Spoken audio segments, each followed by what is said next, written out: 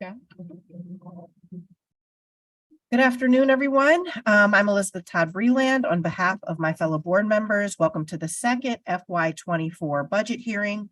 I'm chairing today's meeting as President Del Valle attends to some personal business, but we're looking forward to his return at our regular meeting next Wednesday.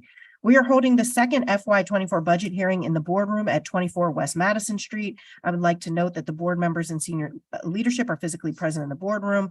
Registered speakers may join us in person or virtually if they opted to do so. The purpose of this hearing is to comply with the school code provisions regarding the FY24 budget. Board Secretary, please state for the record the notice procedure for this hearing. Thank you, Board Member Todd Breland. Notice of this public hearing is published in the Chicago Sun-Times, a newspaper of general circulation in the city of Chicago, and posted at Boardroom Principal Office in 42 West Madison Street Lobby on June 13th, 2023. Notice was also posted on the cpsboe.org and cps.edu websites on June 13th, 2023. I will now read into the record the public notice as published. Notice public hearings FY24 budget for the 23-2024 fiscal year. Chicago Board of Education, commonly known as Chicago Public Schools. To whom it may concern, public notice is hereby given by the Chicago Board of Education that it has prepared an FY24 budget for the 2023-2024 fiscal year in tentative form, and that 5 copies thereof available for public inspection have been filed and are now on file in the office of the Board of Education of the City of Chicago, commonly known as Chicago Public Schools. 1 North Dearborn Street, Suite 950, Chicago, Illinois, 60602, and available at cps.edu/budget, and that said Board of Education will hold 2 public hearings on said budget on Tuesday, June 20th, 2023, and Wednesday, June 21st, 2023. Tuesday, June 20th, 2023, from 6 p.m. to 7:30 p.m. Wednesday, June 21st, 2023, from 3 p.m. to 4:30 p.m. Chicago Public Schools Loop Office, 42 West Madison Street, Garden Level Boardroom, Chicago, Illinois, 60602. Registered speakers who wish to present during public participation may have the option to participate in person at the location of the public hearing or virtually via an electronic platform. The public will have access to the meeting via live stream at cpsboe.org. For these 2 public hearings, advanced registration to speak will begin on Tuesday, June 13th, 2023 at 5 p.m. and will close on Thursday, June 15th, 2023 at 5 p.m. or until 20 slots have been filled for each hearing, whichever occurs first. Advanced registration during this period is available by the following methods: online or by phone. Advanced registration to observe will also be available beginning Tuesday, June 13th, 2023 at 5 p.m. and will close on Thursday, June 15th, 2023 at 5 p.m. or until all slots are filled. Advanced registration during this period is available by the following methods: online or by phone. The public participation segment of the public hearings will conclude after the last person who has registered to speak has spoken, or at 7:30 p.m. on June 20th and 4:30 p.m. on June 21st, whichever occurs first. Members of the public may submit written comments related to the FY24 tentative budget via the written comments form on the board's website at cpsboe.org or mail to 1 North Dearborn, Suite 950 by 5 p.m. June 22nd, 2023. Dated at Chicago, Illinois, June 13th, 2023, Chicago Board of Education by Miguel Del Valle, President, and attests Susan J. Naranjo, Secretary. I'd also like to note for the record, the members present here today, Member Scott. Present. Member Ponder. Present. Member Lewis. Present. Member Elizabeth Todd Breland. Here. We have 4 members present. There is a quorum. I'd also like to recognize Ruchi Verma, General Counsel, and Charles Mayfield, Interim Chief Operating Officer. Thank you. All right, let's begin with the FY24 budget presentation.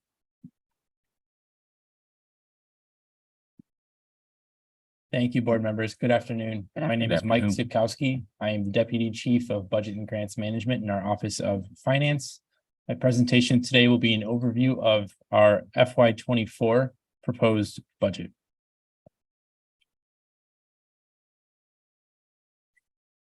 CPS's FY24 proposed budget totals $9.4 billion, and this includes an increase of nearly $500 million in the district's operating budget. The operating budget totals $8.5 billion and funds the district's day-to-day expenses. $155 million funds the district's capital budget, which includes investments in school buildings and infrastructure and is funded primarily through bonds issued by the district. $785 million funds the district's debt service budget, which pays the principal and interest payments on the long-term bonds issued to fund the capital budget. In our FY24 budget, we have $4.8 billion in school funding. This is an increase of $243 million from FY23 and a total of more than $480 million increased over the last 2 years. This funding supports core instructional priorities, including reasonable class sizes, limited split classrooms, access to high-quality arts education, more intervention supports, and funding for local level priorities at our schools. This budget also includes continued investments in nurses, social workers, and case managers, bringing FY 2024 staffing levels to a new all-time high. An additional $128 million is included to support staffing needs to ensure our diverse learners have the supports and resources they need to achieve their full potential.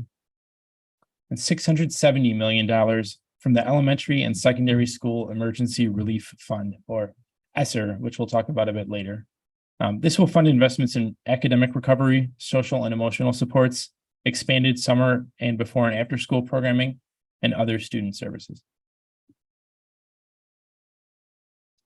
Our FY24 proposed budget also includes 45,159 full-time employees. This is an increase of 1,781 from the FY23 budget. Our $155 million capital budget focuses on priority facility needs at schools, including major renovations and interior improvements, site improvements, building system investments, security, and technology improvements. $785 million of debt service funds our long-term debt, and $19.5 million funds interest on our tax anticipation notes to fund cash flow for operations needs. Moving into the revenue portion of our operating budget, our total operating revenue is $8.5 billion, and this comes from 3 sources. The first are local sources, which total 57% of our overall revenues, or $4.8 billion. This is primarily property tax revenue, personal property replacement taxes, and TIF surplus. The second component of our overall operating revenue is state revenue, which makes up 23% or $2 billion of our total operating budget. The primary source of funding here is the state's allocation of evidence-based funding, but this also includes funding for teacher pension normal costs, which we'll also get into a bit later, and various categorical grants from the state. Finally, federal revenues comprise 20% of our total operating budget, around $1.7 billion. These include our recurring sources that include title funding and funding from our lunchroom expenses for breakfast and lunch for our students. And these sources primarily support low-income students. This budget also includes federal relief funding through ESSER 3 that adds significant one-time revenues to our FY24 budget. When we look at our operating expenses, this chart on this slide shows our operating expenses by category and notes that 76% of our expenses are spent on salaries and benefits. So when you include the 45,000 plus employees that are a part of our FY24 budget, plus funding for charter school tuition, which primarily funds salaries and benefits for charter school staff, we're north of 3/4 of our budget that's spent on personnel. The remaining 24% of our budget is used to pay for non-personnel expenses, including commodities such as food and utilities, instructional supplies, equipment and software, student transportation and building repair, and contractual services such as facilities management and safe passage. I mentioned the 45,000 plus employees that are a part of our FY24 budget. This chart shows that over 96% of these employees directly support schools. This budget has an increase, as I mentioned previously, of 1,781 FTE from our FY23 budget. And with over 96% of these employees directly supporting schools, this is made up of teachers, school support staff, and school administrators that are budgeted within school budgets and make up 81% of our overall employee base, plus another 15% that provide citywide support services to our schools. So these include custodians, nurses, social workers, employees that are managed centrally, but do work in our buildings on a daily basis. 4% of our positions are central office administrative positions.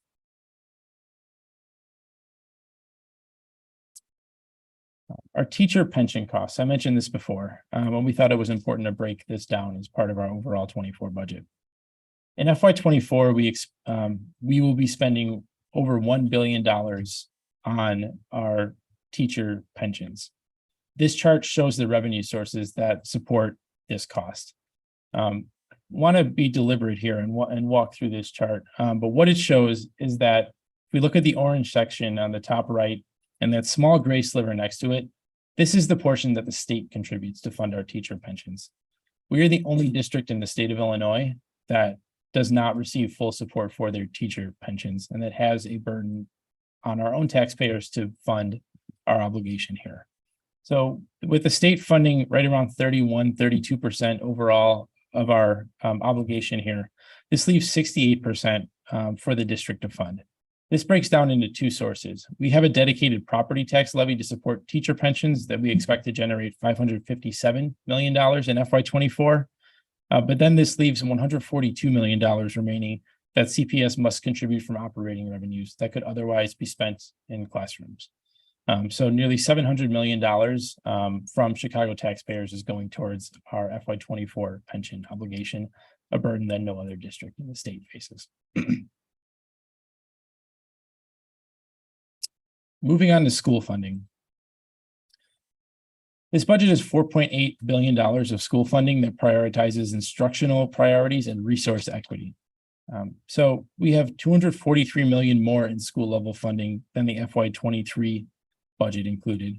And within this increase is $128 million in additional funding for special education teachers and paraprofessionals, $32 million in new funding for teaching positions with an emphasis on our highest need schools as identified by our opportunity index, $15 million increased in funding for bilingual instruction, including $8 million in additional funding for enrollment adjustments at schools receiving newly arriving students, $5 million increase in our equity grants for our smaller and under-enrolled schools. And we'll also be expanding pre-K by 480 seats with programs in all Chicago communities, increasing the level and increasing the level of direct outreach to parents of young learners. Within the $4.8 billion investment in school budgets in our FY24 budget, also includes investments that we made in FY23 that we are continuing into this new fiscal year.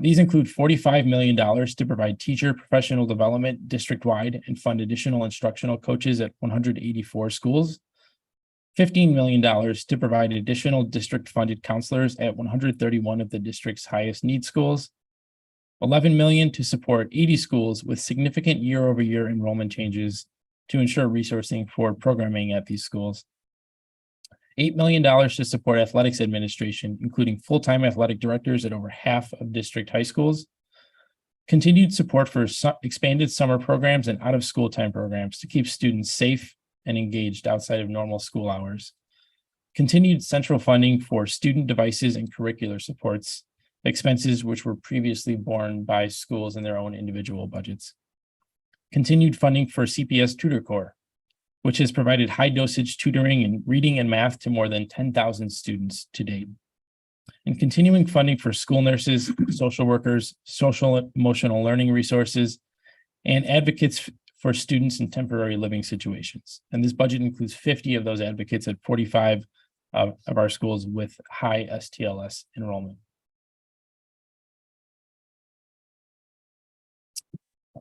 We talk about factors and indicators of need at our schools and wanted to highlight here one of the important ones that lives in this budget, and that's our opportunity index. So our opportunity index informs a lot of the investments. I mentioned the investment in teachers.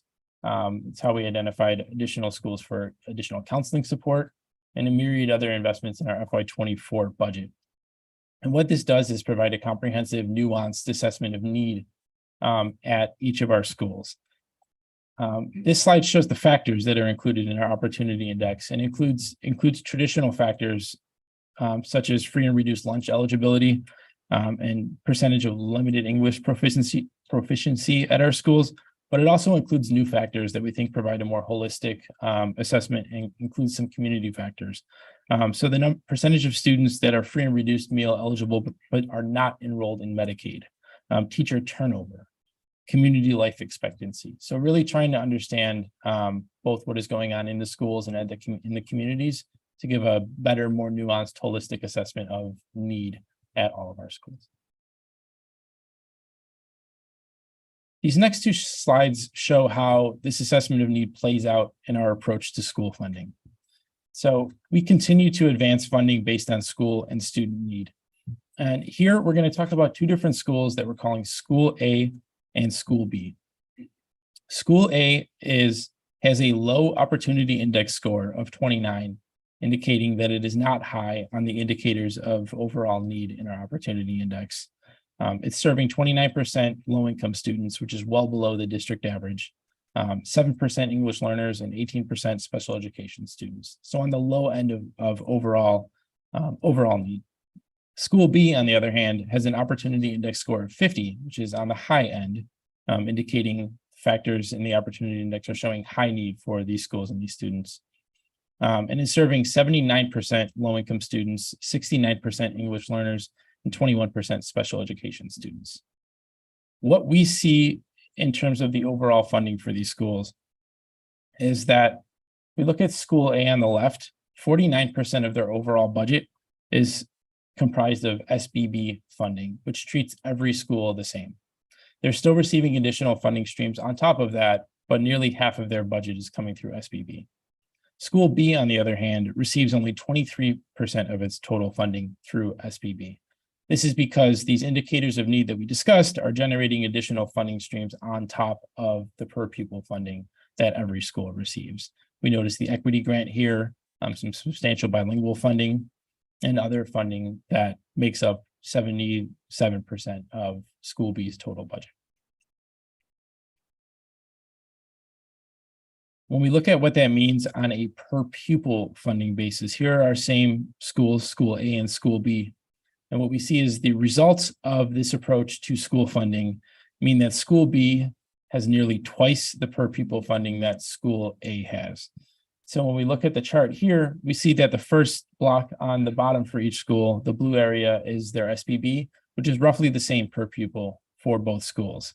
But then School B receives significant more per pupil funding in each of the different categories on top of the SBB that are driven by indicators of need in our opportunity index and other factors that we use in our overall budget.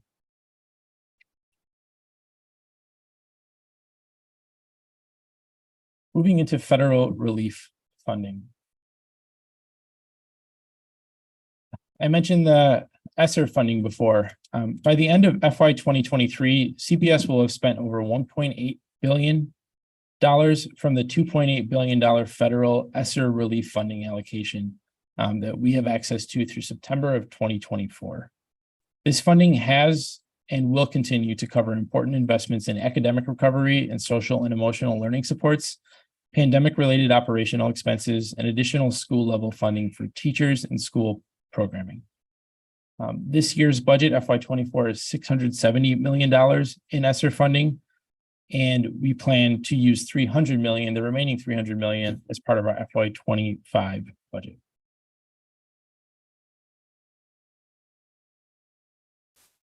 These next few slides break down what is included in the $670 million in our FY24 budget.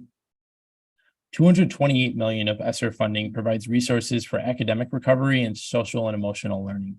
This includes $45 million for instructional coaching and school-based professional learning, $30 million for summer school programming, $25 million for Skyline curriculum materials and supports, $25 million for out-of-school time programming for all schools, $19 million in school assistance and other part-time operational support, $15 million for instructional support leaders and content leads to support teacher professional development, $15 million for mental health supports and trauma-informed interventions, $15 million for additional centrally funded second counselor positions for high-need schools, again, with the opportunity index as one of the inputs to determining need here. $15 million for re-engagement, home visits, and truancy prevention programs to make sure our students are in school.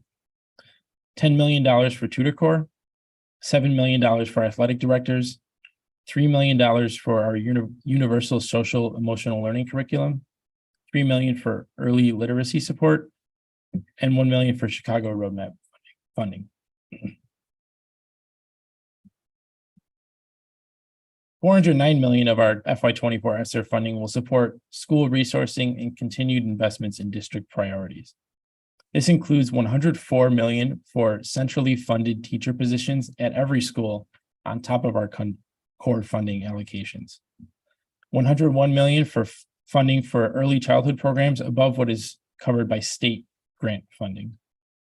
$70 million in funding above projected fall 2023 enrollment, continuing our strategy of not making fall enrollment-based cuts to school budgets. $55 million in our equity grant to support our small under-enrolled schools. $23 million in funding for loss cap and program support for schools to address outlier situations and support meeting the district's instructional priorities. $6 million for the CPS Virtual Academy, and $50 million to provide charter schools a proportionate share of these investments so they can run like programming at their schools. Moving on to our long-term fiscal health. This is a topic that we've discussed recently in some depth, and we want to touch on it here as well. CPS faces long-term financial challenges due in part to, although improved, inadequate state funding and inequities between CPS and other school districts in the state. Though evidence-based funding has introduced more certainty and has advanced equity in state funding, the formula remains significantly underfunded. CPS receives only 75% of what the formula says the district needs to be adequately funded, leaving CPS nearly 1.4 billion with a B, short of resources that could support our schools and students. CPS is also the only district in the state that is required to fund its own teacher pensions. I mentioned before the state provides 32% of our total cost here, and this leaves Chicago taxpayers covering the remaining 68%, or nearly $700 million. Again, a burden that no other city, no other district in the state faces. Federal relief funding through ESSER has helped us manage this shortfall and to make the needed investments, such as the ones I've outlined on previous slides. By the end of FY24, CPS will have spent $2.5 billion to address pandemic-related needs and district instructional priorities. And again, we're planning to use the remaining $300 million in ESSER funds in FY25 to support the continuation of these investments and essential services supports made possible by these dollars. We will also continue with our partners to advocate for more state and federal funding to combat our long-term financial challenges.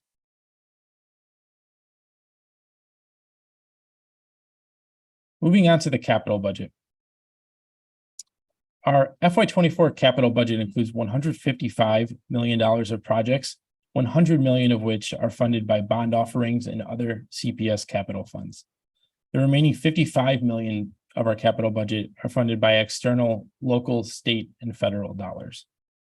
When we look at the sources and uses within our capital budget, we see that $100 million will be funded by anticipated bond offerings and other capital funds. $42 million will be covered by tax increment financing or TIF funding. $10.6 million will come through external funding for our Space to Grow projects. And $2.2 million is earmarked as other potential external funding. In terms of the uses of our capital funds, $103 million will go towards facility needs and interior improvements in our school buildings. $2 million will support educational programming. $6.2 million will support IT security and building system investments. 23.6 million will support facility site improvements, and 20 million will support our capital project support services.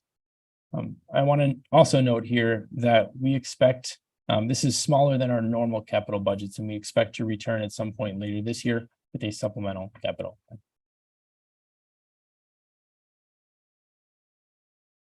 Finally, our debt service budget. Our FY24 budget includes appropriations of 785 million for long-term debt service payments. It also includes approximately 19.5 million of appropriation for interest on short-term debt as part of our operating budget that is used to provide for our cash flow needs. This chart shows our long-term debt obligations by funding source. And the important point I want to highlight here is we see the green portion of each of these bars. That represents the evidence-based funding that we use to cover our principal and interest payments on long-term debt. We use evidence-based funding because we don't have other dedicated revenue sources to service this debt. So each year when we receive our funding allocation from the state, even with the inadequacy and that we've talked about before, $500 million comes right off the top of that to service our debt each year. And absent an alternative source, this will continue for some time, as this chart shows. We continue to make needed investments in our capital infrastructure.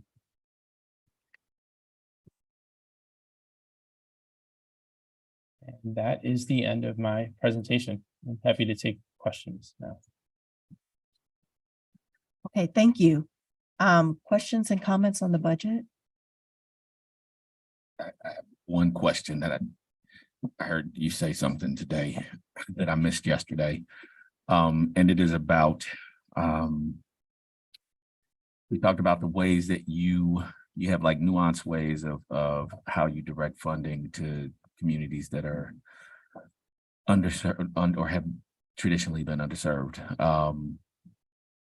One thing that I didn't hear in the kind of list of things that you do is community input, and are you talking to communities around that, how you push those monies out to communities that need it? I'm sure all of those things kind of work. You talked about a litany of different things, but are you talking directly to communities about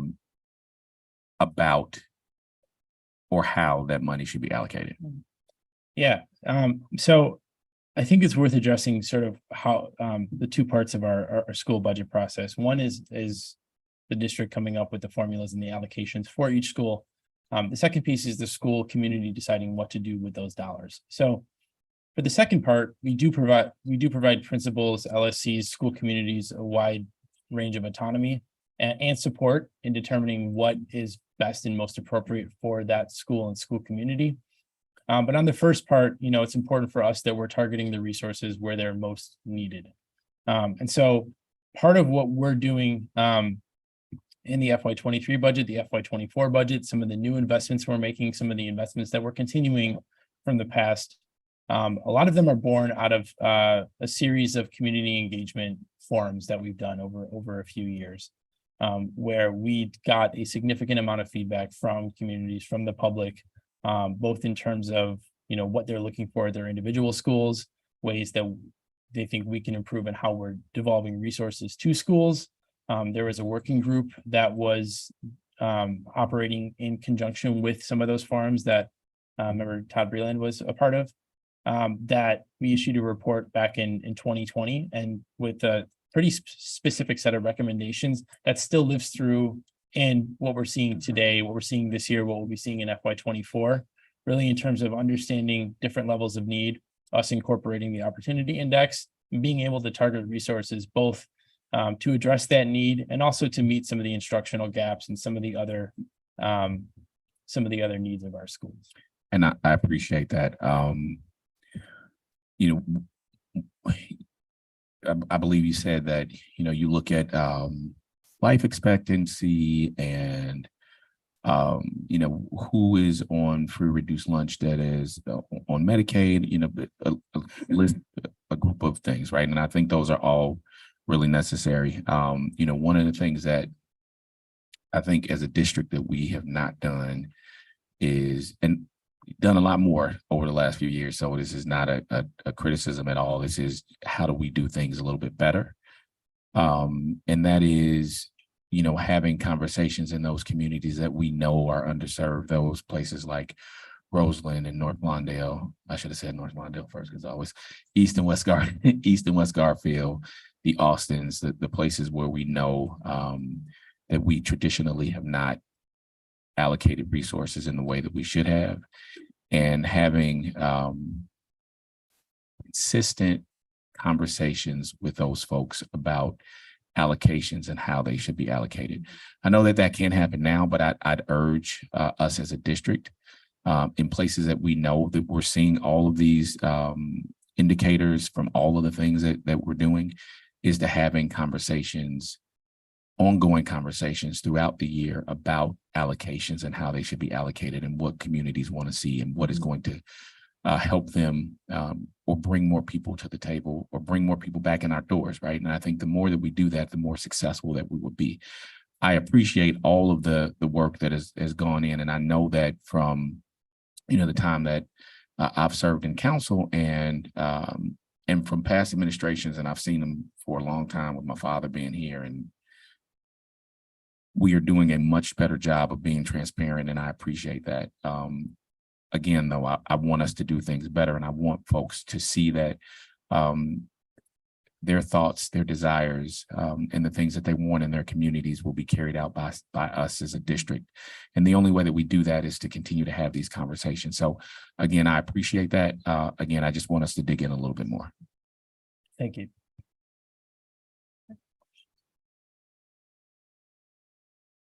Building on that, I guess I just wanted to reflect back to the meetings that you were talking about. So we had this was like late 2019, early 2020, right up until like right before the pandemic. Maybe was probably the last one might have been in like January 2020. And I want to say there were 7, maybe 8 in communities all over the city, exactly like you're saying, going into neighborhood schools in particular, having people from, and hundreds, maybe even thousands of people came out and participated in that. And it was really valuable, I think, for all of us who were involved in that one.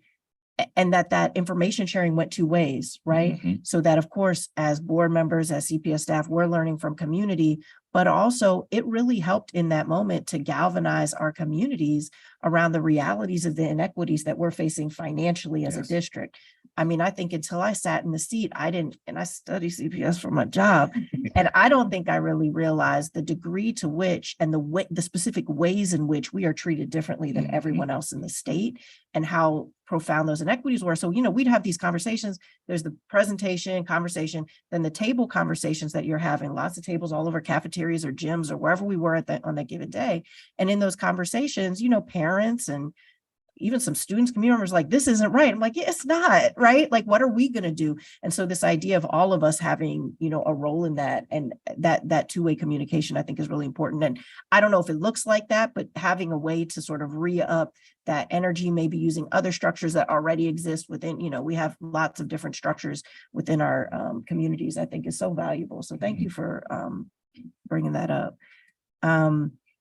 So I'm sorry, did others have questions? I know this is our maybe 3rd time talking about the budget, so perhaps your questions have been answered. I want to talk about what you just talked about Go just ahead. a little bit more. Please. As it relates to, and there's been that article about school closures in and around in the last 10 years and what we've done. And I think, one of the things that, not the last administration, but the administration beforehand, although the intention behind it might have been right, the one thing that they did not do was communicate with communities about the reason, and just about what Member Breland just talked about, Todd Breland talked about, and that is where we are financially, right? And I think the more that we have these conversations, the more people understand the inequities that the state has pushed on us, right? The more that we can get folks to come down and rally with us, with their state legislators, about what needs to happen in the city of Chicago. They're all taxpayers. They all send their children to school, and they all want a decent education. And the more that we go out and we talk about just kind of where we are in our budget, and being real with people, and letting them really understanding the complexities behind it, And, you say it all the time and we know it because we hear it all the time. We're not funded the same as anybody else. And if they would just fund the pensions the way that they funded everybody else, then we can put some of that money towards capital. We can put some of that money towards investment in education and all of those things. And so I think, again, to continue to have those conversations throughout the year about where we are in terms of, Ivan talks all the time about the age of our buildings and how much money needs to go in terms of capital repair, right? And to really have adult conversations with adults in our communities about that and urge them to come and rally with us and, take a bunch of people downstate and try to change how this goes, right? But I think the only way that we do that is to continue to have these real conversations with them and continue throughout the year. So again, I thank you. And if there's something I can help along those lines and organizing with that, I would love to do so. So despite all these, structural deficit on the horizon, we still do have our ESSER funding right now, and it is allowing us to make these investments that have been prioritized for this year. And so I did have wonder if you could just speak a little bit more about some of the investment dollars and how they will be used. Particularly, I want to talk a little bit about the special education funding. I know we'll have increased dollars for special education. Can you talk about where that money is going to go and how that is going to improve, whether it's staffing or otherwise, the conditions and the experience and education of special education? Certainly. So I mentioned before that this budget includes $128 million in new investments in our special education staff. And so these are teachers and paraprofessionals that are in our schools. And so really making sure that we have the supports for our students with IEPs, with 504 plans, so on and so forth. So we're seeing increased staffing both on the teacher and the paraprofessional side. We're also continuing to make the investments that we've made for a few years now in social workers, nurses, case managers, to make sure that we're providing the supports for both our special education students and the rest of our student body with things that we didn't previously have in our buildings. Thank you. And on that last point, and maybe this is more a question for Ben, but where are we in relation to the CBA in terms of our staffing levels? Yeah, thank you.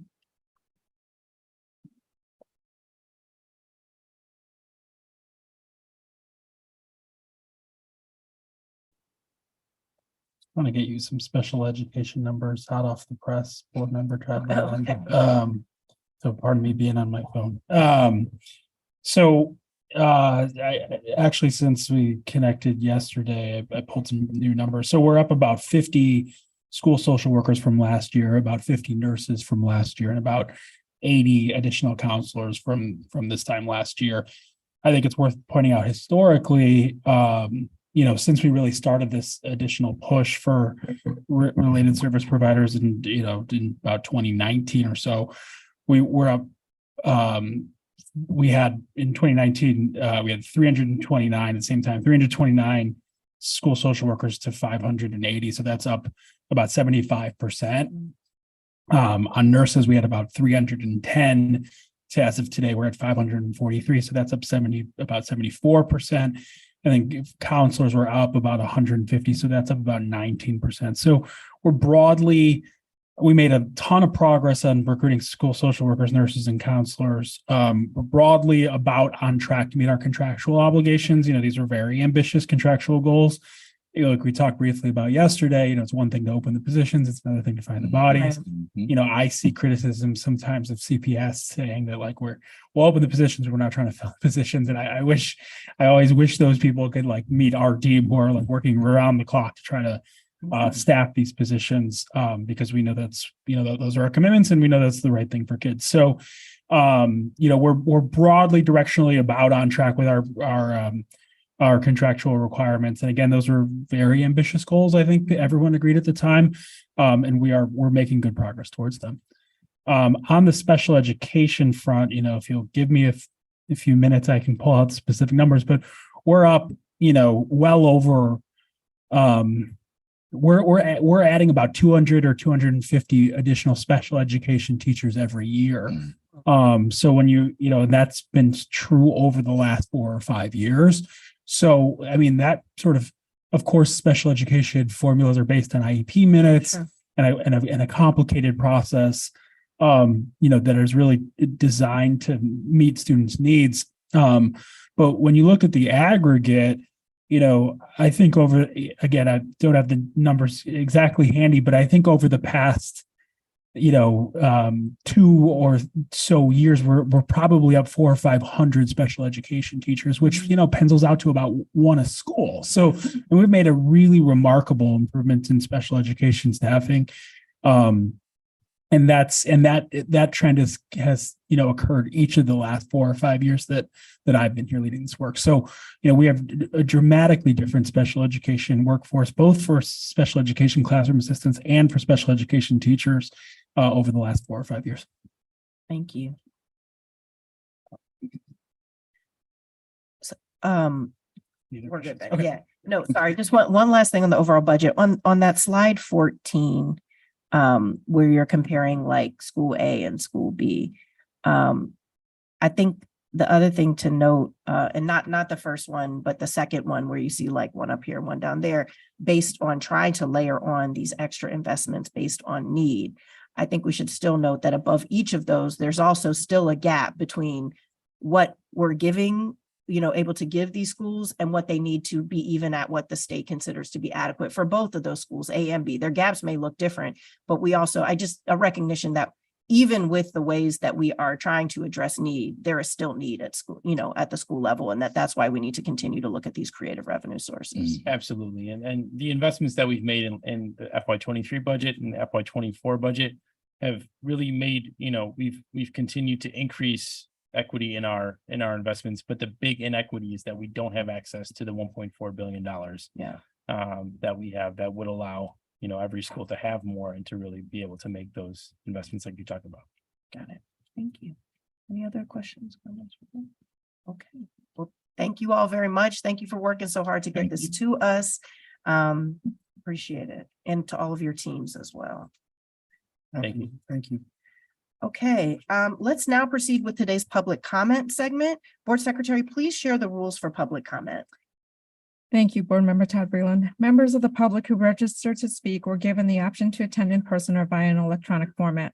For those who prefer to attend via an electronic format, they were given information to access this meeting by dialing a number and using their phone. We did this so that speakers with limited or no access to the internet or who may have weak internet connection could still participate using their phones. Also, members of the public may submit written comments for the FY24 tentative budget via the written comments form on the board's website at cpsboe.org or mail to 1 North Dearborn Suite 950. Written comments received between the day the public agenda was posted through 5 p.m. the day after the second budget hearing will be submitted to the board and published within 5 business days on our website at cpsboe.org. This hearing will conclude after the last speaker who has registered to speak has spoken, or at 4:30, whichever occurs first. Please state your name for the record, and the 2-minute timer will begin. When there are 30 seconds remaining, I will inform you so that you can proceed to conclude your remarks. I will proceed by calling the first speaker, Ashley Kuza, speaker number 1, who is here in person. I'm Ashley Kuza, and on behalf of Gerta Elementary Schools LSC and Friends of Gerta organization, I am asking the board to allocate funds in the next fiscal year for safety improvements, drainage repairs, and the revitalization of Gerta's overwhelmingly distressed outdoor space. Gerta is a Title I neighborhood elementary school. Over 75% of our student population is of the global majority, 66% of whom identify as Hispanic. In fact, more than a quarter of our students are English language learners. I stand before you today because I have the means and the privilege to be here. And I have the privilege, and it is my privilege and my responsibility to give a voice to the parents of Gerta, whose children do not have access to a safe or functional outdoor environment at school. As you can see in your packet of photos, Gerta's outdoor space and only recess area is comprised of concrete, an eroding playground, and unlevel, bare soil. This area also suffers from extreme drainage issues, rendering a majority of Gerta's outdoor environment dangerous and unusable for much of the school year. The condition of Gerta's outdoor space has confined more than 700 elementary school students to their classrooms for recess, even on days with optimal weather. It has also impeded Gerta's ability to offer on-site sports programming to some of the city's most vulnerable students. CPS's own facility and assessment report recommends replacement of Gerta's landscape and hardscape. A local architectural firm has recognized the critical need to renovate Gerta's outdoor area and has offered to develop and oversee the project pro bono. We are working hard to secure funds outside of CPS to pay for this project, but the families of this Title I school simply do not have the resources available to generate funds on this scale. So I am imploring the board to allocate funds to this project to equitize the educational experience of Gerta's diverse and at-need students. Thank you. Can I ask her a question? Can you wait? Okay, yes, no problem. Yep. Okay. Thank you. Sorry. we- Thank you for your comments. No other speakers have joined that were registered to speak. Oh, okay. Well, then, hold on. Board members, any comments or questions? Yeah, so I just wanted to know from the school at Gerta, you said, so even in the, when it's optimal weather, that the drainage won't allow them to play outside. Exactly. As you can see from some of those photos, any amount of wet or inclement weather will impact the outdoor environment for days thereafter. So this isn't just a matter of it's raining outside, the kids aren't able to use the facilities. It renders it inaccessible for many days to come. And the problems are not just with using the outdoor, it's actually with the kids also coming back into the facility as mud is tracked into the facility. We don't have the adequate level of janitorial services to clean everything up. So we have slippery staircases, a mess in the classroom, and really it's left our administrators with no other choice but to keep these kids inside, many kids inside very small classrooms.